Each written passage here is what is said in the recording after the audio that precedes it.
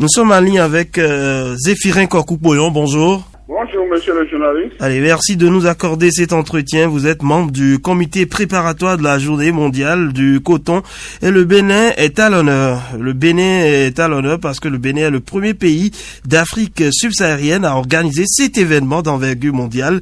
Et nous aimerions en savoir plus sur les enjeux et les retombées de cette journée pour le Bénin. D'entrée, dites-nous, qu'est-ce qui a valu au Bénin le privilège d'être le premier pays d'Afrique subsaharienne à organiser la journée mondiale du coton? Merci, monsieur le journaliste, de m'avoir associé à ce débat matinal sur la journée mondiale du coton. Il faut noter que à l'Organisation mondiale du commerce, le Bénin avait joué un rôle primordial dans la lutte pour la défense de la cause du coton. Et sous la coordination du Bénin en 2019, les pays du C4 avaient demandé aux Nations Unies de consacrer la journée du 7, la journée mondiale du coton.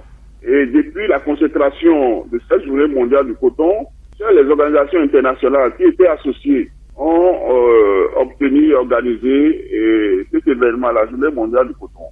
Et en 2023, il avait été recommandé que cette journée soit organisée dans un pays producteur du coton. Le C4 ayant joué un rôle important dans cette lutte, il a été demandé que le Bénin puisse organiser. Le Bénin a candidaté pour organiser la journée mondiale du coton. Cette organisation avait été sollicitée également par l'Ouzbékistan, qui est un producteur de coton, oui. Mais la candidature du Bénin a été préférée. Et c'est pourquoi nous avons obtenu cette organisation de la 6e édition à Cotonou. Et donc, c'est compte tenu du rôle que le Bénin a joué dans la lutte, dans la défense de la cause du coton, que les membres ont estimé que pour organiser cet événement dans un pays producteur du coton, le Bénin puisse prendre cette organisation en tant que pays pionnier.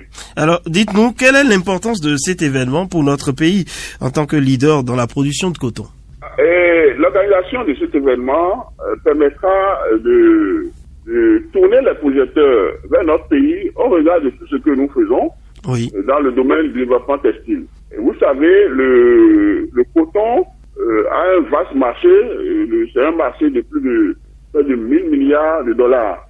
Et donc, lorsque vous organisez un tel événement, avec le dispositif qui est mis en place dans la zone industrielle de Gros-Duguay pour le développement textile, il est indiqué que les ressources au niveau mondial soient captées pour le développement des infrastructures et du secteur textile au Bénin.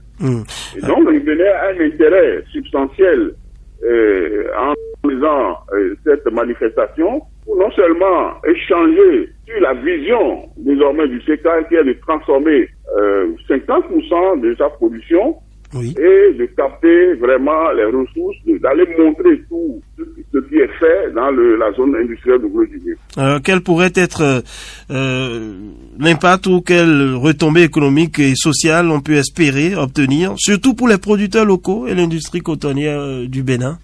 Vous savez, l'objectif aujourd'hui pour le C4, oui, étant donné que le volet commercial, les négociations sur le volet commercial sont complètement enlisées, il faut mettre l'accent sur le développement. Et dans ce cadre, l'OMC et la FIFA ont mis en place un partenariat pour le coton qui permettra de développer les équipements, produire les équipements sportifs en matière de coton. Et là, il y a un projet au niveau de la FIFA dénommé projet Football for Schools, qui mobilise 700 millions de jeunes. Et donc, produire des équipements sportifs pour ce grand marché, c'est une opportunité pour notre pays et pour les pays de la région. Et donc, le Bénin a intérêt à capter les ressources de ce partenariat pour non seulement développer l'industrie textile et surtout l'industrie de la confection. D'accord. Et en le faisant, le Bénin crée de l'emploi pour les jeunes et améliore la production, parce qu'il faut avoir de la matière première pour produire une telle quantité de jeux de maillot. Tout à fait. Donc, la production va s'améliorer et d'ailleurs les pays du C4 s'emploient à l'amélioration de la production, à la transformation, tout en préservant l'environnement. Donc, ce projet où l'organisation de cette manifestation permettra à notre pays de capter les ressources liées aux différents projets qui sont mis en place. Et d'ailleurs, il y a un forum des affaires qui sera organisé en marge de cette journée et permettra de faire des visites sur le terrain pour aller voir de visu, pour aller constater de visu tout ce qui se fait dans la zone industrielle de Glodigbé, dans le domaine de la transformation.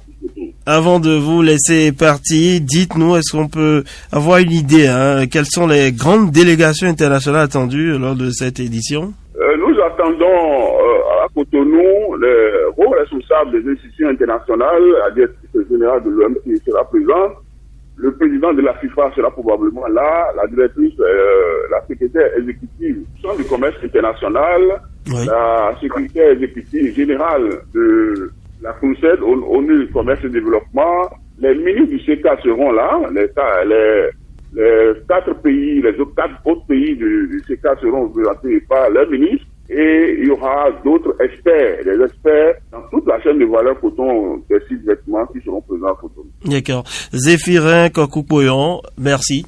Merci. Allez, excellente journée à vous. Merci d'être passé sur Fraternité FM. Je rappelle que vous apportez des éclaircissements précieux d'ailleurs sur cet événement. Nous vous souhaitons plein succès dans la conduite de cette journée mondiale du coton. C'était le coup de fil de la matinée avec notre invité téléphonique que vous venez d'entendre, Zéphirin Kokou-Poyon, qui est membre du comité préparatoire de la journée mondiale du coton. Il est aussi secrétaire général adjoint, je rappelle, du ministère, bien sûr, et a été pendant plusieurs années le directeur général du commerce extérieur.